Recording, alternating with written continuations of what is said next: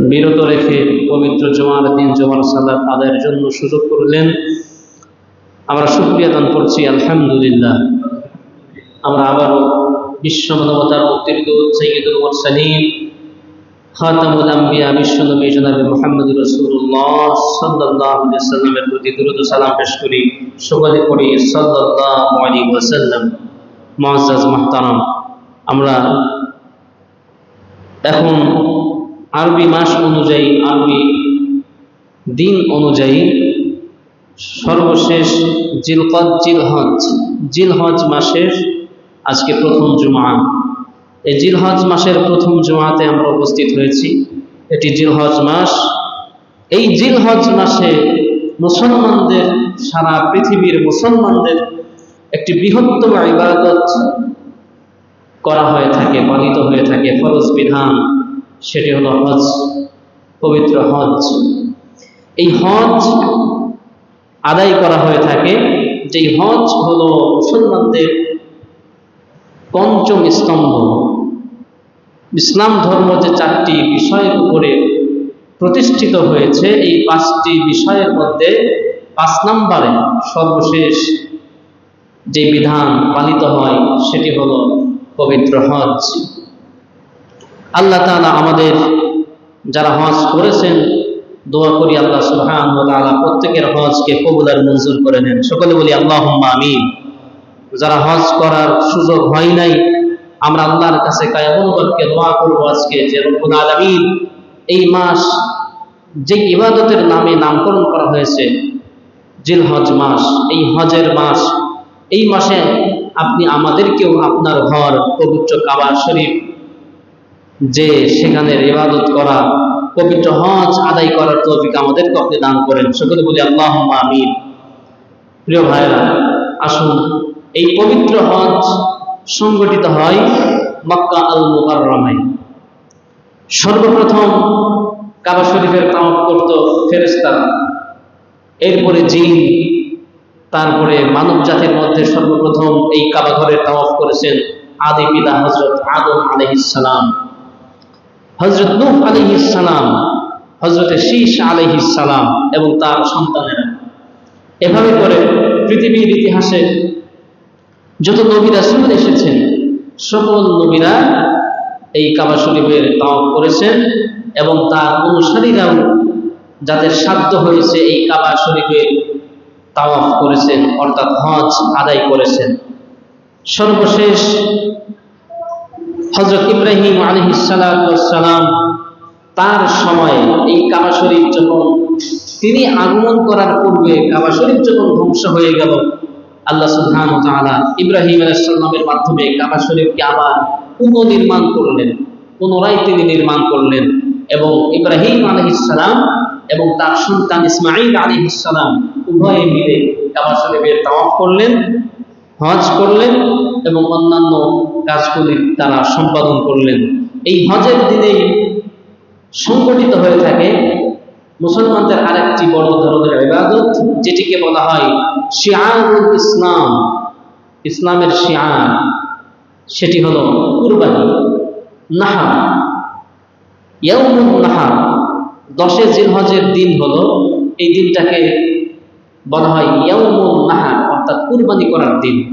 এখন আসুন, এই কুরবানির ইতিহাস, ঐতিহ্য, এই কুরবানির ফজিলত, করলে পরে কি ফজিলত, না করলে পরে তার জন্য হাদিসের মধ্যে, কোরআনের মধ্যে কি ধিক্কার জানানো হয়েছে, করলে কি পুরস্কারের ঘোষণা রয়েছে, এই বিষয় সম্পর্কে সংক্ষিপ্ত আকারে হলেও আজকে একটু আলোচনা করবে ইনশাআল্লাহ। ওয়া মা তাওফীক ইল্লা বিল্লাহ, আলাইহি তাওয়াক্কালতু ওয়া ইলাইহি উনীব, সুবহানাকা লা ইলমা লানা ইল্লা মা আল্লামতানা।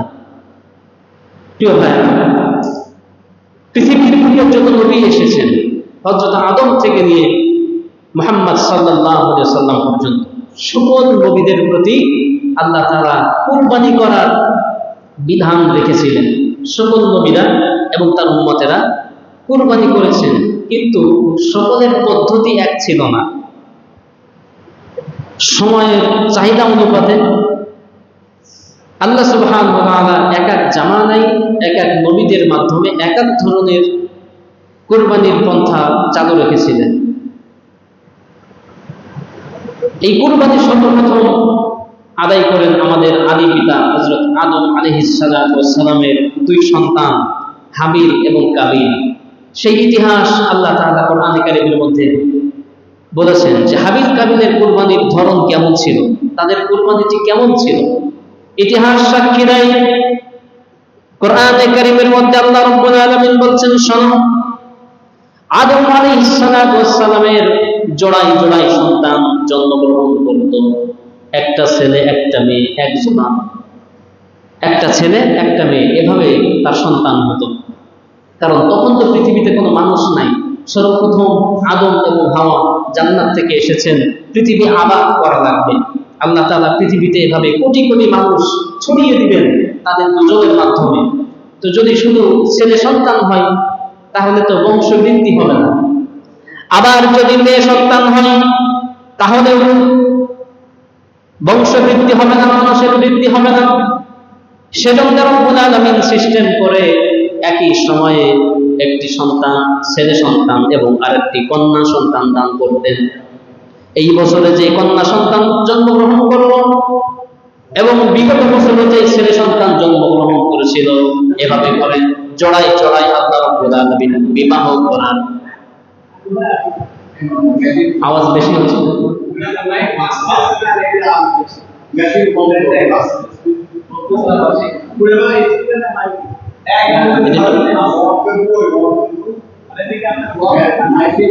হযরত হাবিল আর কাবিলের ব্যাপারে কোরআনে কারীমের মধ্যে বলছেন তাদের অবস্থা কি ছিল। আল্লাহ পাক বলছেন, ওয়াতলু আলাইহিম নাবা আবনাই আদম বিল হাক্কি ইয করবা কুরবানান ফাতুকবিলা মিন আহাদিহিমা ওয়া লাম ইউতাকাব্বাল মিনাল আখার। আল্লাহ তাআলা বলছেন, নবী আপনি হযরত আদম আলাইহিস সালামের দুই সন্তান হাবিল আর কাবিলের ঘটনা মানুষের কাছে বিবৃতি করুন, তাদের কাছে আপনি পাঠ করে শোনান। তাদের ঘটনা কি ছিল? হাবিল আর কাবিল তাদের জোড়ায় জোড়ায় যে বোন ছিল, একজনের নাম ছিল আকলিমা। কাবিলের সঙ্গে যে জোড়া বোন ছিল তার নাম আকলিমা, দেখতে খুব সুন্দর সুন্দরী। আর হাবিলের সঙ্গে যে বোন জন্মগ্রহণ করেছিল তার চেহারা ছিল স্বাভাবিক একটু কুৎসিত বা একটু অসুন্দর। তো ছোট ভাই সে বেঁকে বসলো যে না, আমি আকলিমাকে ছাড়া বিয়ে করব না। মানে যদিও ছিল নিয়ম ছিল যে ছোট ভাই বড় বোনকে বিয়ে করবে আর বড় ভাই ছোট বোনকে বিয়ে করবে, এভাবে জোড়ার পরিবর্তন হতে হবে। কিন্তু হাবিল সে মানল না, কাবিল মানল না। কাবিল বলল যে না, আমি আকলিমাকে ছাড়া বিয়ে করব না। এভাবে করে আল্লাহ তাআলা তাদের হযরত আদম আলাইহিস সালামকে বললেন, ঠিক আছে, যেহেতু তোমার সন্তান মানছে না, তাহলে একটা লটারি হোক, একটা কুরবানি করা হোক, যার কুরবানি আল্লাহর কাছে কবুল হবে সেই আকলিমাকে বিয়ে করতে পারবে। তো কুরবানি করার জন্য কি করা হলো? হাবিল সে আপনার একটা বকরি বা একটা খাসি, একটা দুম্বা, এটা পাহাড়ের উপরে রেখে আসলেন। আর কাবিল সে কৃষি কাজকর্ম করত, কিছু শাক সবজি, কিছু এই কলা, পেঁপে ইত্যাদি এই সবজি রেখে আসলো, কুরবানি হিসাবে রেখে আসলো। কিন্তু দেখা গেল যে আসমান থেকে একটা আগুন আসলো, এই আগুন এসে হাবিলের ওই রেখে আসা কুরবানিটি ওটাকে পুড়াই ফেললো, আগুনে পুড়ে গেল। তো আগুনে পুড়ে যাওয়ার অর্থ হলো তার কুরবানি আল্লাহ তাআলার কাছে পছন্দনীয় হয়েছে, এটা আল্লাহ তাআলা কবুল করেছেন। এই জন্যই এই আসমান থেকে আগুন এসে সেটাকে খেয়ে নিয়েছে। এটাই ছিল সেই সময়কার কুরবানি। এরপরে দেখা গেল যে হাবিল যেই শাকসবজি রেখে আসছিল, কাঁচা তরকারি, এটা কিছুই হয় নাই, নষ্ট হয় নাই। তার মানে তারটা কবুল হয় নাই, কারণ তার নিয়ত ছিল হলো যে আমি বোনকে বিয়ে করব, সুন্দরী বোনকে বিয়ে করব। দুনিয়ার লোভ, দুনিয়ার পাওয়ার জন্য তার কুরবানি ছিল। কিন্তু হাবিল সে কুরবানি করেছিল একমাত্র আল্লাহ তাআলাকে খুশি করবার জন্য, এই জন্য তার কুরবানি কবুল হয়েছিল। তো এই ঘটনা হযরত আদম আলাইহিস সালামের সন্তানদের এই ঘটনা এখানে বর্ণনা করা হয়েছে কোরআনে কারীমের মধ্যে। কাবিলের কুরবানি যখন কবুল না হলো, মানে কবুল হলো না, তখন কাবিল হাবিলকে বলছে যে আমি তোমাকে হত্যা করব, যদি তোমাকে হত্যাও করা লাগে হত্যা করে হলেও আমি আকলিমাকেই বিয়ে করব। সে কি করলো?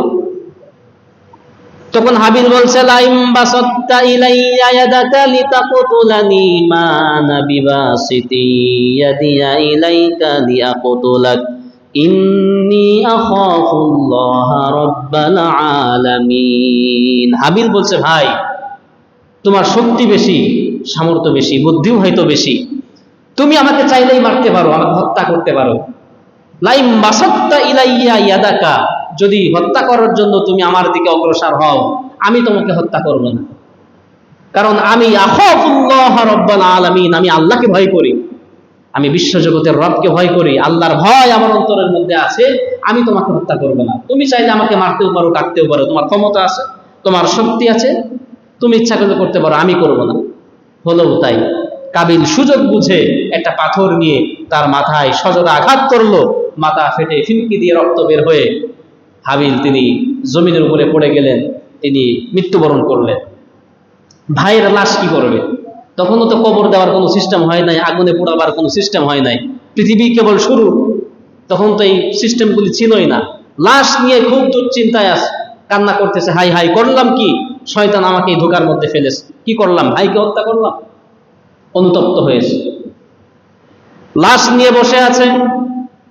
আল্লাহ তাআলা কোরআনে কারীমের মধ্যে বলছেন, দুইটি কাক, একটি কাক আর একটি কাককে ঠোকর মেরে মেরে একজন আর একজনকে মেরে ফেললো, আর কাক তার পা দিয়ে, আঙ্গুল দিয়ে মাটি খুঁড়ে খুঁড়ে আর একটা মৃত কাককে সেই গর্তের মধ্যে দিয়ে আবার মাটি চাপা দিয়ে দিল।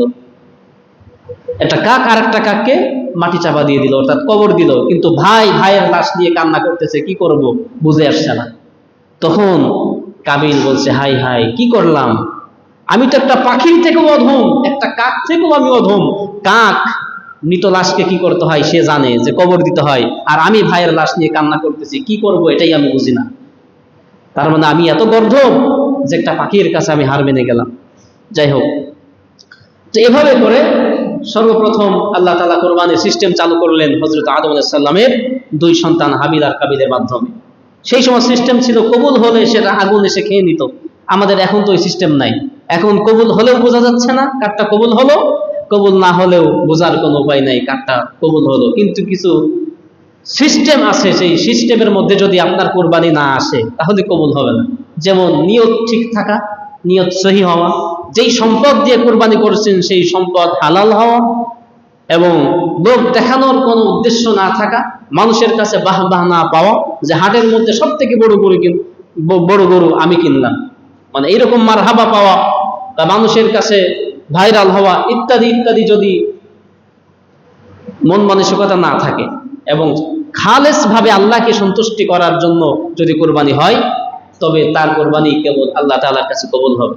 তো এটা ছিল সর্বপ্রথম কোরবানির সংক্ষিপ্তভাবে ইতিহাসের। আর অনেক আলোচনা আছে হযরত হাবিল এবং কাবিলের ব্যাপারে।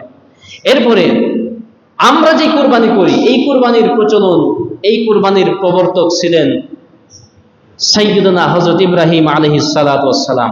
আমরা যেই ধাঁচে কোরবানি করি, আমরা যেইভাবে করি, অন্য নবীদের সময় তো অন্যরকম কোরবানি ছিল, সেই সময় ফলমূল শাকসবজি এগুলো কোরবানি হতো। কিন্তু আমরা যেই ধাঁচে কোরবানি করি, এটা হচ্ছে আমাদের আদি পিতা হযরত, আমাদের জাতির পিতা হযরত ইব্রাহিম আলাইহিস সালাতু ওয়াস সালামের রেখে যাওয়া সেই পথ এবং সেই পন্থা। হযরত ইব্রাহিম আলাইহিস সালামকে যখন নমরুদ আগুনে ফেলে দিল, নমরুদ যখন আগুনের মধ্যে নিক্ষেপ করলো, আল্লাহ তাআলা ইব্রাহিম আলাইহিস সালামকে আবার হেফাজত করলেন, আগুনকে অর্ডার করে দিলেন, ইয়া নারু কুনি বারদাও ওয়া সালামান আলা ইব্রাহিম। আগুনকে অর্ডার করলেন, আগুন খবরদার আমার বন্ধু, আমার খলিল ইব্রাহিমের একটা পশমও তুমি জ্বালাইতে পারবে না, আমার ইব্রাহিমের জন্য শান্তিদায়ক ঠান্ডা হয়ে যাও, খুব বেশি ঠান্ডা না যে তার কষ্ট হয়। এভাবে করে আগুনকে আল্লাহ তাআলা ফুলের বাগান করে দিলেন।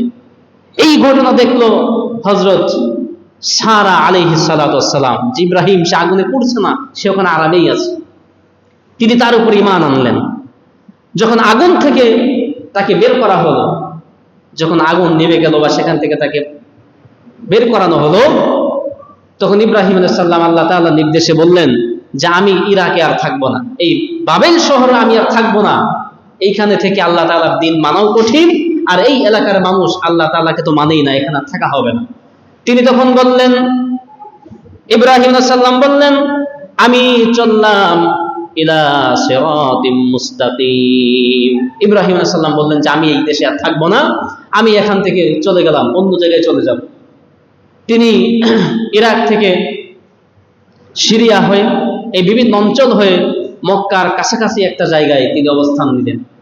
মক্কার কাছাকাছি একটা জায়গায় তিনি অবস্থান দিলেন। আসার পথে অনেক ঘটনা, সেগুলি আর না বলি। ইব্রাহিম আলাইহিস সালাম দীর্ঘদিন হযরত সারা আলাইহিস সালামের সঙ্গে সংসার, ঘর গণনা হচ্ছে, কিন্তু কোনো সন্তান নাই। বয়সের প্রান্ত সীমায় চলে গেছেন। কোন বর্ণনায় আসছে তার বয়স তখন 99 বছর, আর কোন বর্ণনায় তার বয়স তখন 95 বছর। তবে এইরকম 80 থেকে বা 90 থেকে 100 এর মাঝামাঝি তার বয়স ছিল। এই বয়সে এসে হযরত ইব্রাহিম আলাইহিস সালাম নিঃসন্তান, তার কোনো সন্তান নাই। কিন্তু স্ত্রী 2 জন। স্ত্রী কয়জন? স্ত্রী 2 জন, একটাও সন্তান নাই। তারপরেও তিনি চেষ্টা চালিয়ে গেলেন, আল্লাহর কাছে ফরিয়াদ করতে লাগলেন। তিনি রব্বুল আলামিনের কাছে দোয়া করলেন, রব্বি হাবনি মিনাস সালিহিন। তিনি দোয়া করতে থাকলেন। এই যে 100 বছরের একজন বৃদ্ধ মানুষ, 99 বছর বা 100 বছর, তিনি প্রতিনিয়ত আল্লাহর কাছে চাইতেন, কিন্তু ধৈর্য হারা হতেন না। তিনি এমন না যে আল্লাহকে তো চাইতেছি, আল্লাহকে তো বলছি, আল্লাহ তো দিচ্ছেন না, ছেড়ে দিলাম, এরকম না। তিনি হতাশ হন নাই, নিরাশ হন নাই। আল্লাহর কাছে তিনি চাইতে চাইতে এক পর্যায়ে আল্লাহ রাব্বুল আলামিন তার দোয়াকে কবুল করলেন। আল্লাহকে বললেন, আল্লাহ আপনি আমাকে একজন সুসন্তান দান করেন। আমরা তো বলি আল্লাহ একটা ছেলে দরকার, একটা ছেলে দিও। বা যদি যাদের ছেলে আছে, 2টা 3টা ছেলে হয়েছে, একটা মেয়ের দরকার, আল্লাহ একটা মেয়ে চাই, একটা মেয়ে চাই। আমরা চাই সন্তান, কিন্তু নবীরা কিভাবে আল্লাহর কাছে দোয়া করতেন? তিনি বললেন যে আল্লাহ রব্বি হাবলি মিনাস সালিহিন, আমি নেক সন্তান চাই, সালিহিন সন্তান চাই, হোক সেটা ছেলে অথবা মেয়ে। দুশ্চরিত্র সন্তান আমি চাই না, চরিত্রবান হবে এরকম সন্তান আমাকে দান করেন। আল্লাহ তাআলা যখন তার দোয়াকে কবুল করলেন, আল্লাহ পাক বললেন, ফাবাশশারনাহু বিগুলামিন হালিম। আমার কাছে চাইতে চাইতে তার ধৈর্যের পরীক্ষা যখন আমি নিয়ে নিলাম, আমি তাকে একজন সুসন্তানের, হালিম, সহনশীল, ধৈর্যশীল একজন বিজ্ঞ সন্তান, বুদ্ধি বিবেক সম্পন্ন একজন সন্তান তাকে দান করলাম। তার নাম হচ্ছে হযরত ইসমাঈল আলাইহিস সালাম। সন্তান জন্মগ্রহণ করা হয়েছে, মাত্র 2, 4, 5, 7 দিন বয়স, 1 সপ্তাহ বয়স কেউ বলছেন। এরই মধ্যে আল্লাহ তাআলা অর্ডার করলেন, ইব্রাহিম সন্তান পেয়ে খুশি হয়ে, খুশিতে আখ্যান হয়ে পড়ার কোনো কারণ নাই। বড় বয়সে সন্তান হয়েছে, যাদের সামান্য 4-5 বছর বিয়ে হয়েছে, 5-7 বছর পরে অনেক ডাক্তার কবিরাজি করে যখন একটা সন্তান হয়, দুনিয়া একদিকে, সন্তান থাকে আর একদিকে, ঠিক কিনা? যে আমার দুনিয়া চলে যাক, সন্তানের জন্য কিছু না হয়। কারণ একটু বয়স হওয়ার পরে বিয়ে করছে, অথবা সেই সময় সন্তান হয়েছে, দীর্ঘদিন সন্তান থাকার পরে একটা সন্তান পেলে সারা দুনিয়াও যদি একদিকে যায়, বাবা তখন সন্তানের দিকেই থাকে। ইব্রাহিম আলাইহিস সালামের অগ্নি পরীক্ষা, কি বড় পরীক্ষা চলে আসছে। আল্লাহ তাআলা বললেন, ইব্রাহিম আলাইহিস সালাম সন্তান নিয়ে খুশি হওয়ার কোনো কারণ নাই, আমার হুকুম চলে আসছে, অর্ডার মানতে হবে। ইব্রাহিম আলাইহিস সালাম বললেন, রব্বুল আলামিন কেমন পরীক্ষা নেবেন বলেন, আমি প্রস্তুত। ইব্রাহিম আলাইহিস সালামকে ডেকে বললেন, ইব্রাহিম তোমার স্ত্রী সন্তান উভয়কেই বনবাসে রেখে আসতে হবে। জনমানব শূন্য এলাকায়, একটা মরুভূমিতে তোমার স্ত্রী আর এই দুধের সন্তানকে রেখে আসতে হবে। তুমি সেখানে থাকতে পারবা না, একাকী রেখে আসতে হবে ফাঁকা ময়দানে। শুধু ফাঁকা মাঠ না, সেটা মরুভূমিতে, যেখানে একটা জীব জন্তু কিছুই থাকে না, গাছও জন্মায় না, একটা ঘাসও জন্ম নেয় না। আল্লাহ তাআলার অর্ডার, না আছে দেরি করার সুযোগ, না আছে আল্লাহকে পাল্টা কোনো প্রশ্ন করার সুযোগ। কারণ এটা তো আমাদের মতো সাধারণ মানুষ না, তিনি ছিলেন জাতির পিতা হযরত ইব্রাহিম আলাইহিস সালাম। তিনি আল্লাহ তাআলার খলিল, আল্লাহ তাআলার পয়গম্বর, নবী। না কোনো প্রশ্ন, না কোনো দেরি, কোনো কিছুই নাই। আল্লাহ তাআলার অর্ডার হয়েছে। ঘুম থেকে উঠে সকালবেলায় স্ত্রী সন্তানকে বলাও নাই যে কি গো এই স্বপ্ন দেখছি, কি দেখি করা যায়। আমরা তো অনেক সময় স্বপ্ন দেখলি স্ত্রীর কাছে শেয়ার করি, বন্ধুদের কাছ থেকে পরামর্শ নিই যে কি দেখি অবস্থা। অনেকে ইমাম সাহেবের কাছে, হুজুরদের কাছে ব্যাখ্যা চাই। কোনো ব্যাখ্যার প্রয়োজন নাই। তিনি সকালবেলা স্ত্রী সন্তানকে বললেনও না যে তোমাদেরকে রেখে আসবো, কাপড় চোপড় যা সব গোছাও, অনেকদিন হয়তো থাকতে হবে, এরকম কোনো প্রিপারেশনও নাই। চলো সকালবেলায় গাধার পিঠে চড়ে চলো আমরা যাই মরুভূমি এলাকায়। আল্লাহ তাআলা যেখানে অর্ডার করেছিলেন, হযরত জিবরাইল আলাইহিস সালামের মাধ্যমে জায়গা সিলেক্ট করা ছিল, এই কাবা শরীফ ঘর, কাবা ঘরের পাশে তিনি রেখে আসলেন। আসার সময় স্ত্রী বলছে, ওগো স্বামী, এই দুধের সন্তান নিয়েই মানুষ নাই, জন নাই, রাস্তা নাই, ঘাট নাই, পানি নাই, খাদ্য নাই, ছায়া নাই, এরকম একটা জনমানবহীন শূন্য এলাকায় আমাদেরকে রেখে যাচ্ছেন। এটা কার অর্ডার, কার ইশারায় আপনি এই কাজ করতেছেন? এটা কি তিনি বললেন না আল্লাহর ইশারায়? স্ত্রী বারবার জিজ্ঞাসা করার পরে স্ত্রী তখন বলছেন, স্বামী এটা কি আল্লাহ তাআলার অর্ডার? কেমন স্ত্রী দেখেন, তিনি বলছেন, স্বামী এটা কি আল্লাহ তাআলার অর্ডার? তিনি বললেন, শুধু মাথা নাড়লেন, হ্যাঁ এটা আল্লাহ তাআলার অর্ডার। এই কথা বলে তিনি দাড়ি মুবারক ভিজে ভিজে পানি পড়তেছে, জুব্বা মুবারক ভিজে গেছে ইব্রাহিম আলাইহিস সালাম, কিন্তু মুখ ফুটে বলতে পারছে না তার কষ্টের কথা স্ত্রীকে। আল্লাহ তাআলার অর্ডার তো, এটা তো মানতেই হবে। তিনি চলে আসলেন, সামান্য কিছু খাদ্য খাবার, যেটা 1 সপ্তাহ 1 মশক পানি আর থলের মধ্যে কিছু শুকনা খেজুর রেখে আসলেন, যেই খাবে বাকিটা আল্লাহ ব্যবস্থা করবে। স্ত্রী সন্তানকে রেখে আসলেন, আর রেখে আসলেন তার চোখের জল আর মুনাজাত, তার দোয়াকে রেখে আসলেন যে আল্লাহ এই ফাঁকা ময়দানে আমার স্ত্রী সন্তানকে রেখে গেলাম, এখানে তাদের খাদ্য খাবার ইত্যাদি ব্যবস্থা করার দায়িত্ব আপনার, আমার দায়িত্ব ছিল শুধু আপনার অর্ডার পালন করা, এখানে রেখে যাওয়া, বাকি দায়িত্ব সব আপনার, আপনার উপরে সুপর্দ করে দিলাম। অনেক দিন পেরিয়ে গেল, কোন বর্ণনায় আসছে 7 বছর পেরিয়ে গেল, 1টা 2টা বছর না, 7টা বছর, কোন বর্ণনায় আসছে 11 বছর। তো 7, 8, 9, 10, 11 এর মাঝামাঝি যে কোনো একটা বছর, এই 7 বা 8 বছর পার হওয়ার পরে আল্লাহ তাআলা, ইব্রাহিমের পরীক্ষা এখনো শেষ হয় নাই, ইব্রাহিমের অগ্নি পরীক্ষা কেবল শুরু হচ্ছে। আল্লাহ তাআলা বলছেন সূরা সাফফাতের মধ্যে, রব্বুল আলামিন ঘোষণা করলেন, ফালাম্মা বালাগা মাআহুস সা'য়া ক্বালা ইয়া বুনাইয়া ইন্নী আরা ফিল মানামি আন্নী আযবাহুকা ফানজুর মাযা তারা। এই বয়স যখন হয়ে গেছে সন্তানের, বাবা আসে মাঝে মাঝে, ইব্রাহিম আলাইহিস সালাম মাঝে মাঝে আসেন দেখতে সন্তানদের, কিন্তু আল্লাহ তাআলার অর্ডার ওখান থেকে নেওয়া যাবে না, এই জন্য তিনি বাড়িতে নেন নাই, ওখানেই ঘর টর করে ওখানে আসেন। তো 8-9 বছর বয়স যখন হয়ে গেল হযরত ইসমাঈল আলাইহিস সালামের, তিনি স্বপ্ন দেখলেন যে তার প্রিয় সন্তানকে আল্লাহ তাআলার রাস্তায় কুরবানি করছেন। নবীদের স্বপ্ন এটা ওহী। এই স্বপ্ন দেখার পরে কোন বর্ণনায় আসছে পরপর 3 দিন তিনি দেখেছেন, বিভিন্ন ইতিহাস বিভিন্নভাবে বর্ণনা করা হয়েছে। পরপর 3 দিন তিনি গরু, মহিষ, দুম্বা, হাতি ইত্যাদি বিভিন্ন জিনিস আর কি যেগুলো কুরবানি দেওয়া যায় এগুলি কুরবানি করেছেন। তারপরেও একই স্বপ্ন দেখতেন। তিনি বুঝলেন যে আমার এই কোরবানি নিছক আমার সন্তান ছাড়া আর কিছু না, কারণ দুনিয়ায় আমার আর কিছু নাই, এই বুড়া বয়সে 1 সন্তান ছাড়া আমার তো আর কিছু নাই। নিঃসন্দেহে আল্লাহ তাআলা তাকেই চাচ্ছেন। তিনি চলে আসলেন সন্তানের কাছে, স্ত্রীকে তিনি বললেন না, শুধু বললেন যে তাকে তুমি সুন্দর করে সাজিয়ে গুছিয়ে দাও। সন্তানকে নিয়ে রাস্তায় যাওয়ার পথে বলছে যে বাবা আমি তোমাকে কেন নিয়ে আসছি জানো? বলছে না জানি না। তখন বলছে বাবা ইন্নী আরা ফিল মানামি আন্নী আযবাহুকা, আমি তো স্বপ্ন দেখেছি তোমাকে আল্লাহর জন্য কুরবানি করছি, আল্লাহর জন্য জবাহ করতেছি, তোমার মতামত কি তুমি বলো। সন্তান যদি বলতেন যে না আমি এই কাজ করব না, আমি মৃত্যু চাই না, এরপরেও কিন্তু নবীজি করতেন, এরপরে ইব্রাহিম আলাইহিস সালাম তাকে কুরবানি করতেন। কিন্তু তারপরেও ইব্রাহিম আলাইহিস সালাম দেখছেন যে দেখি আমি তো নবী, আমার সন্তানের কতটুকুন কি আছে দেখি। তিনি শুধু একটু তাকে যাচাই বাছাই করবার জন্য তাকে বললেন যে সন্তান তোমাকে দেখেছি কোরবানি করতে, বলো তোমার কি মতামত। সন্তান 1 মুহূর্ত দেরি করলেন না। সন্তান জানেন যে আমার বাবা নবী, নবী যে স্বপ্ন দেখেছেন নিঃসন্দেহে সেটা আল্লাহ তাআলার অর্ডার, আল্লাহ তাআলার ওহী, এর বাইরে যাওয়ার কোনো রাস্তা নাই। তিনি বললেন যে ইয়া আবাতি ফাআল মা তুমার, হে আমার পিতা আপনার উপরে যে অর্ডার হয়েছে আপনি সেটা পালন করুন।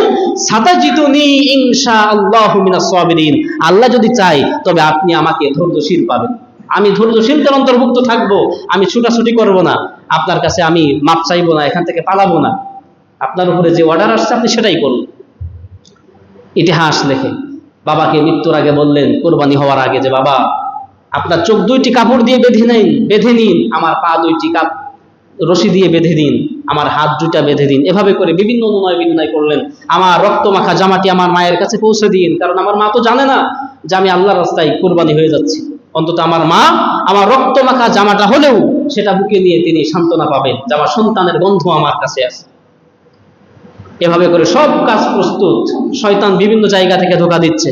এই যে যারা হাজী সাহেবেরা যান, শয়তানকে পাথর মারা হয়, ছোট শয়তান বড় শয়তান এভাবে করে পিলার করা আছে, আসলে শয়তান তো সেখানে নাই, সেখানে পিলার করা আছে। যেই জায়গা থেকে ইসমাঈল আলাইহিস সালামকে ধোঁকা দেওয়া হয়েছিল সেইখানে এখনো হাজী সাহেবেরা পাথর নিক্ষেপ করেন। যখন কুরবানি প্রস্তুত, ছুরি চালাবেন, বিসমিল্লাহ আল্লাহু আকবার বলে যখন ছুরি চালাবেন, এমন সময় আল্লাহ তাআলা আসমান থেকে ঘোষণা করলেন। আল্লাহ পাক বলছেন, ওয়ানাদাইনাহু আইয়া ইব্রাহিম قد صدقت الرؤيا إنا كذلك نجزي المحسنين। আল্লাহ বললেন, হে ইব্রাহিম, ইয়া ইব্রাহিম قد صدقت الرؤيا, তুমি তো স্বপ্ন দেখেছিলে, স্বপ্নকে তো বাস্তবে রূপ দিয়ে দিলে। সুবহানাল্লাহ, তুমি স্বপ্ন দেখেছিলে সন্তান কুরবানি, তুমি তো বাস্তবেই করতেছো সেই কাজ। এটা আল্লাহ তাআলা বললেন। আল্লাহ তাআলা ফেরেশতা জিবরিলকে পাঠিয়ে দিলেন যে, ফেরেশতা যাও, ওই যে হাবিল যে কুরবানিটা রেখেছিল, যেটা আগুন খেয়ে নিয়েছিল, সেই কুরবানি জান্নাতে আছে, ওই পশুটা আবার দিয়ে যাও, ইব্রাহিমকে দান করো, ইব্রাহিমকে দাও, সে ওইটা কুরবানি করবে। অনেক লম্বা ইতিহাস, লম্বা ঘটনা। জিবরিল আমিন আসমান থেকে তিনি আওয়াজ করলেন, তিনি দেখছেন যে সন্তানকে কুরবানি করছেন, মানে ছুরি চালিয়ে দিচ্ছেন। এই অবস্থা যখন দেখলেন জিবরিল আমিন, তখন আসমান থেকে বলছেন, আসতেও তো সময় লাগে নাকি, 1 সেকেন্ড হোক, 8 সেকেন্ড হোক, তাও তো আসতে সময় লাগে, এর মধ্যেই যদি কুরবানি হয়ে যায়। জিবরিল আমিন আসমান থেকে আওয়াজ করলেন, আল্লাহু আকবার, আল্লাহু আকবার, লা ইলাহা ইল্লাল্লাহ, আল্লাহু আকবার, আল্লাহু আকবার, এই দুইটি শব্দ তিনি বললেন আসমান থেকে। এই আওয়াজ আসলো ইব্রাহিমের কানে। তিনি আসমানের দিকে তাকিয়ে দেখে জিবরিল আমিন আসতেছে, তার কোলে একটা ছোট্ট মেশক, ছোট্ট একটি বা দুম্বা কোলে নিয়ে আসতেছেন। এইটা দেখে ইব্রাহিম আলাইহিস সালাম বললেন, লা ইলাহা ইল্লাল্লাহু আল্লাহু আকবার। বাবার মুখে যখন লা ইলাহা ইল্লাল্লাহ এই বাণী শুনেছেন, সন্তান তখন বলছেন, ওয়ালিল্লাহিল হামদ, আল্লাহ তাআলা, সকল প্রশংসা কেবল আল্লাহ তাআলার জন্যই। জিবরিল আমিন আসলেন, সন্তানকে পাশে রেখে তখন এই দুম্বা হযরত ইব্রাহিম আলাইহিস সালাম কুরবানি করলেন। তো তাহলে এই ইতিহাস, এই ঘটনা ছিল আরো ব্যাপক, অনেক আলোচনা আছে এখানে, কিভাবে করেছেন, কোন সময় তাকে কোরবানির জন্য নেওয়া হয়েছিল, ইত্যাদি ইত্যাদি। তো ইব্রাহিম আলাইহিস সালাম এবং সন্তান ইসমাঈল আলাইহিস সালাম, তারা কিন্তু অলরেডি আল্লাহর জন্য কোরবানি হয়ে গেছে মন থেকে।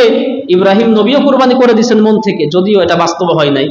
আবার এদিকে সন্তান ইসমাঈল আলাইহিস সালাম, তিনিও মন থেকে কোরবানি হয়ে গেছেন, কিন্তু মাঝখান থেকে তারা উভয়ে বেঁচে গেলেন, জানে বাঁচলেন, আর দুম্বা সেখানে কোরবানি হয়ে গেল।